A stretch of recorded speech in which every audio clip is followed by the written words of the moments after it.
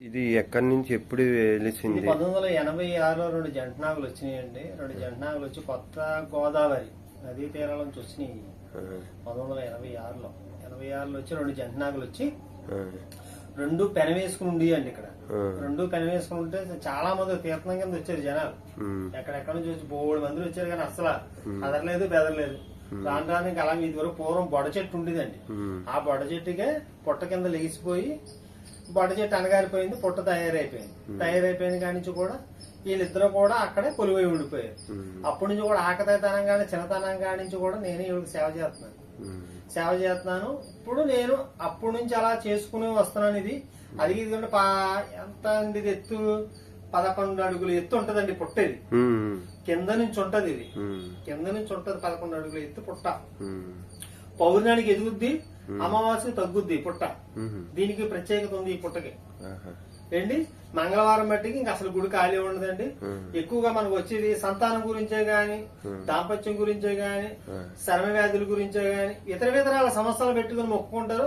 చాలా మందికి కూడా పనులు అయినాయి. ఎక్కడెక్కడి నుంచో కూడా రాజస్థాన్ వచ్చారు, హైదరాబాద్ వచ్చారు, ఇటు తూర్పు నుంచి, ఇటు కొండల నుంచి చాలా మంది కూడా ఎక్కడెక్కడి నుంచో కూడా వచ్చి మనకి ఇచ్చేసుకొచ్చారండి. దీని గురించి ఇప్పుడు మనం గుడి స్థాపించి ఇలా గుడి కట్టి 18 సంవత్సరాలు అయిందండి కట్టి. మొన్న 11వ తారీఖు 11వ తారీఖు నాటికి 17 పూర్తి అయిపోయి 18లోకి అడిగెట్టింది పుట్ట ఈ గుడి మనం స్థాపించి. అప్పటి నుంచి కూడా మాకు గుడి ఖాళీ ఉండదండి. నాగుల చవితి అంటారా చెప్పక్కర్లేదు. అలాగే సుబాల షష్ఠి మంచి వైభవంగా జరుగుతుందండి ఇక్కడ కూడా. అలాగే సుబ్రహ్మణ్య స్వామి కూడా ఉన్నాడు. ఇలా దంపతులు ఇద్దరు ఉన్నారు ఏంటి. అలాగే ఇవ్వండి మొక్కుకున్న నాగాభరణాలు ఇప్పుడు 90 నాగాభరణాలు వచ్చినాయి.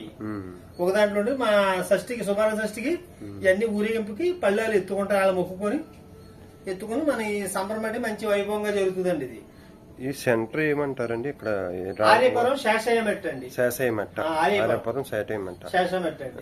మీకు మెయిన్ అడ్రస్ కావాలంటే జిల్లా కోర్టు బ్యాక్ సైడ్ ఆర్యపురం శేషయ్యమెట్ట. అంటే జిల్లా కోర్టు అంటే మనకే కదా గుర్తుంది కదా, గోదావరి నదీ తీరాన ఆర్యపురం శేషయ్యమెట్ట గోదావరి నదీ తీరాన తెలిసినటువంటి శ్రీ నాగదేవత నాగేంద్ర స్వామి.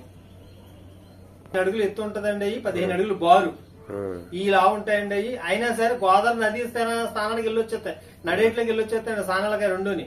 మళ్ళా 2 వచ్చేస్తాయి. జనాలు కూడా ఎవరు చూడ ఆటోమేటిక్ గా మనకి ఏదైనా లేచిన వేళ విషయం బాగుంటే మన కళ్ళలో పడాలి తప్ప అదృష్టం లేకపోతే కనపడం.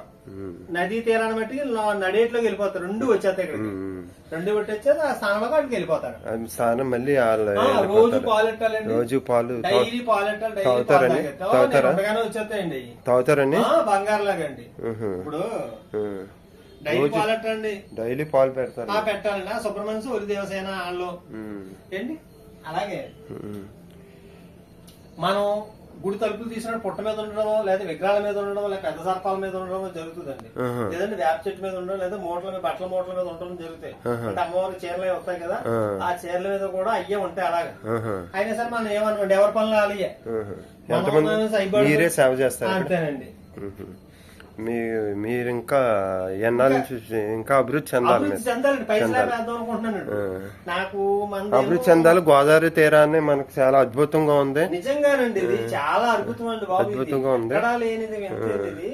గుడిలో చాలా వింత విశేషాలు జరుగుతాయి. గుడిలోని అంటే గుడిగారాలు చెప్పుకున్నది వేరు, మీలాంటి భక్తులు చెప్పుకున్నది వేరు. ఇప్పుడు గుడిగారాలు చెప్తే డబ్బా కొట్టినట్టు అయితే బయట తెలియదు.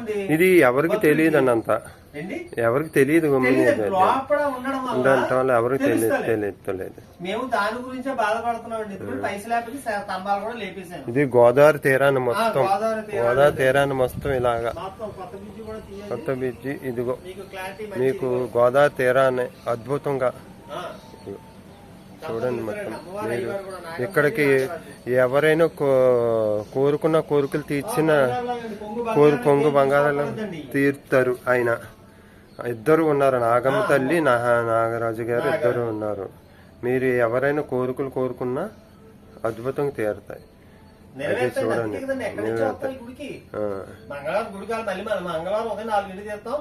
మళ్ళీ మన తలుపు 3 అవుతుంది. అంత జనం వస్తారండి. తోపులాట ఉండదు. ఎవరి చేతి మీద చేసుకోవచ్చు. అక్కడ అభిషేకాలు ఉన్న గుళ్ళు అలా చేయనివారు కదండి, అలా పంతులే చేస్తారు. అలా కాకుండా మన ప్రత్యేకత ఏంటంటే ఎవరి చేతి మీద చేసుకోవచ్చు. ఇక్కడ చేసుకోవచ్చు అండి. చెప్పగలదండి మనం అనుకున్న పనులు మట్టికి చాలా మందికి పనులు అయినాయండి. ఇక ఎస్సీ క్యాస్ట్ ఎన్నో గుళ్ళు తిరిగాడట. దగ్గర దగ్గర 50 సంవత్సరాలు పెళ్లి అవ్వలేదు, ఎన్నో గుళ్ళు తిరిగి వచ్చాడట.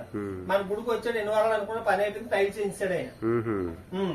అలాగేనండి ఒక్కొక్కరు ఒక్కొక్కటి వాళ్ళు అనుకున్న పనులన్నీ నెరవేరుతున్నాయండి. చాలా పట్టు అండి చెప్పక్కర్లేదు అమ్మవారి గురించి. ఓకే. దంపతులు